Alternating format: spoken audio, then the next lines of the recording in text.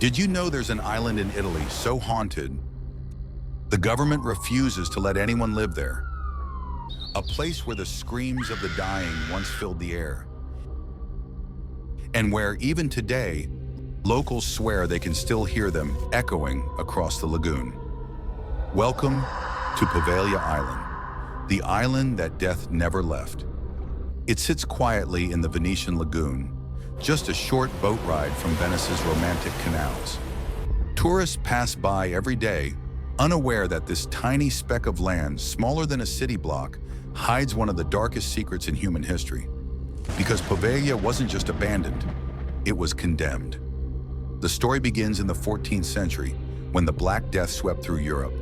Venice, desperate to stop the disease, needed somewhere to send the infected. And so, they chose Poveglia. What was once a peaceful island became a quarantine zone, a graveyard disguised as a hospital.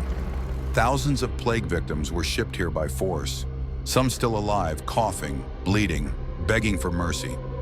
They were thrown into giant open pits and burned to stop the spread. Locals say the island's soil is made of human ash. Even today, it's said to be over 50% human remains beneath the grass. And the worst part? Many were burned alive, mistaken for dead. Centuries passed.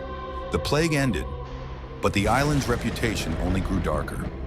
In 1922, the government reopened Poveglia, this time as a mental asylum. The patients claimed they saw the tortured souls of the plague victims wandering the halls.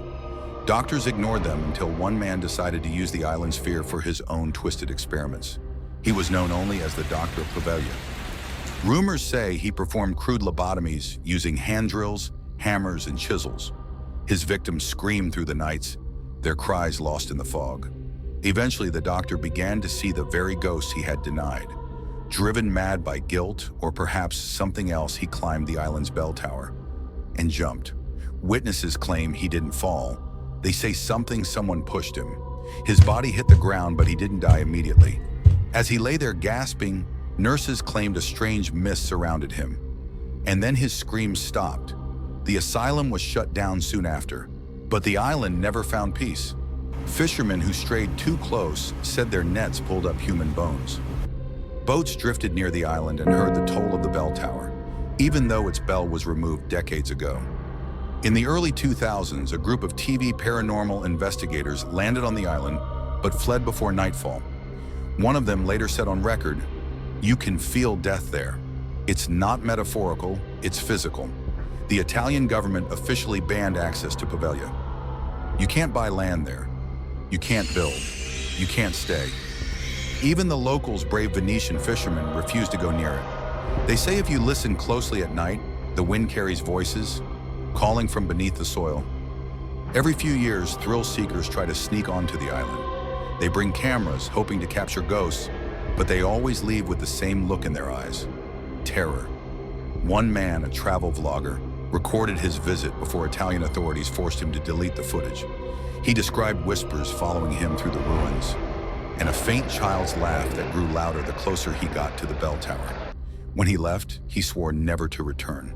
No one knows if the souls trapped there are angry or simply lost.